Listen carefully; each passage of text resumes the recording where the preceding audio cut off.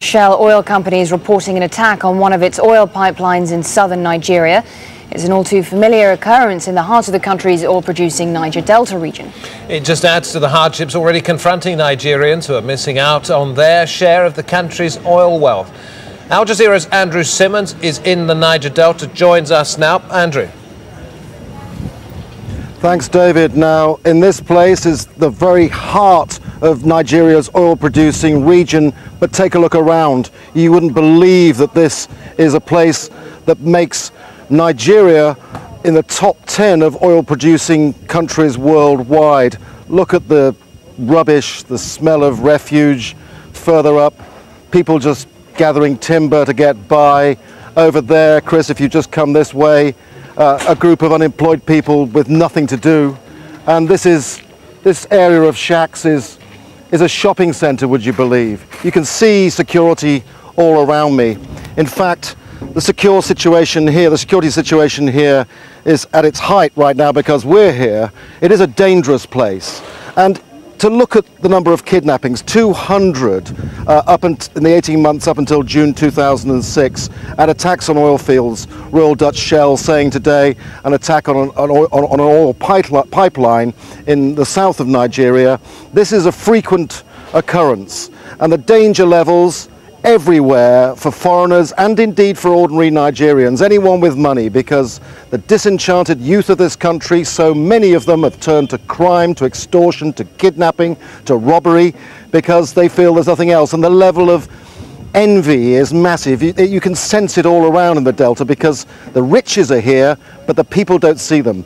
Now, we've been out with the task force, the joint task force for Nigeria, which has to try to get the peace here. Now, what hope is there?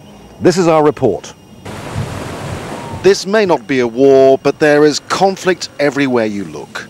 The conflict of oil riches taken, not shared. The conflict of corrupt greed versus poverty. The conflict of deprivation and privilege living uneasily side by side, while the military try to keep the peace. The Joint Task Force is engaged in two operations: flush out and restore hope. Hope is hard to find here, but there has been some progress. You wouldn't have seen soldiers walking down these alleyways 4 months ago. With the military presence, some were uneasy about talking, but this man, a graduate, spoke openly. He described how armed groups had infiltrated this area. Since the army regained some sort of control, he says life has become bearable. We are now safe. With the military, at least we can enjoy peace, and that's what we've been praying for.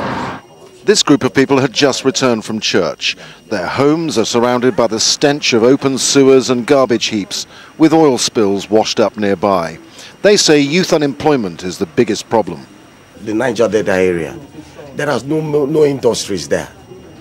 No industry. If there is industry, the people that did not go to school, it will work. At least these youth will be empowered. They will not be sitting here doing nothing. We were taken to what the military say was a base for one of the armed gangs. The commander said his men attacked it and destroyed it. Where you are right now is the so-called militant barracks, where the cultists were mainly located. And here is the building of the leader, of the cultist leader. This group launched a counterattack. You defeated them. They then escaped. Where are they now? Right now, having been dislodged from Port Harcourt metropolis, they have gone into the creeks. Here at high speed on the open waters, the Joint Task Force doesn't necessarily have the advantage, despite its firepower.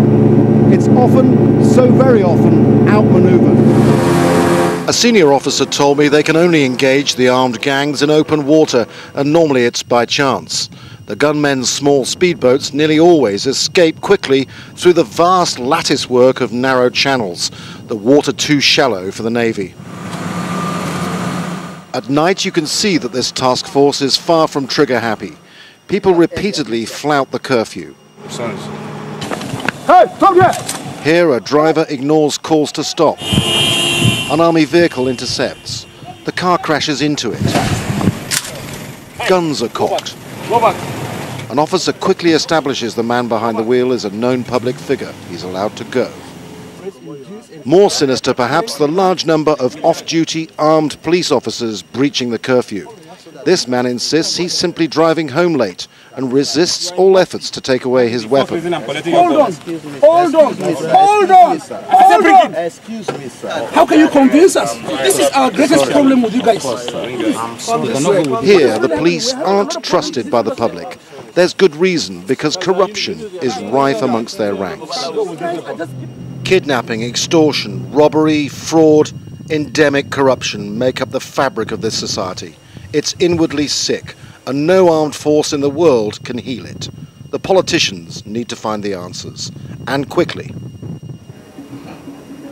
Well, what is the response to this situation here on the ground amongst people who have to live day to day amongst the lack of services and the level of desperation, really, in this part of Nigeria? With me is Wanili Isi, the local chief. I'll ask you first of all, Wanili, what do you make of the situation? You have to trust politicians, but can you? We will trust the politician if they will do things that will be okay for the people. What have you got here in terms of services? I mean, it's pretty desperate, isn't it? You can see with your eyes now. Right now, in this area, we lack health services. It's not close to us. At least we have this road. You have a road? Yeah, well, that's a start. That link to Port Harcourt, link us to the Port Harcourt city. Then the power energy, that's the electricity, it's not okay here. We lack them. And what about jobs? What about jobs for young people? The job, you can see the job, the boys lying here. As you see them here, they're all jobless. There's no job. Asking for money because they don't have work. They don't have job, and the job is not there. You can now see all these places is closed for them to do the job, so there's no job for the boys. There's massive oil wealth here. So are you angry about that? We can be happy when such a thing is happening. We're not happy really, because when the boys are doing nothing, they feel angry. Well, let's go now to Thank God Mark, Vice President of the Youth Movement in this district. Yeah. That's an unusual name, if I may say, but thank you for joining us. Thank you. We're touching upon the issue of youth unemployment. Do you have a job? I have a job now, but bulk of what will be responsible for this, I will blame some of the companies, the operators, the oil companies themselves and the companies. They sometimes employ people outside the local community at the expense of the youth of the community, and sometimes you see them get angry about this. And in some cases, they even sponsor a few of the youths against themselves, like this divide and rule thing. They bring all that system into the local community, and that's why you see this crisis. Some are very, very on the high side in some communities. Like ours, recently a youth president was killed, and this is one of the things that was responsible for it. I detect anger here. People must be getting angry. We've only got to look at the facts. How many young people are taking to arms and joining these gangs in the name of freedom fighters, when really they're just robbing people, they're taking ransom money for kidnapping. Does that surprise you that that's happening? It does not surprise me, because the simple thing is that the politicians have made the business lucrative, and also since the boys feel that they get more money from carrying guns, so since they don't have a job, they resort into carrying guns. Let's bring in Wanili Isi again here, the local chief. Now, what's the answer? First of all, good governance? Well, it's selfish government. Good governance. You mean good governance? Yes, we need good governance. And it is only good governance that will make these boys calm down. When the facilities needed by them is provided by the government.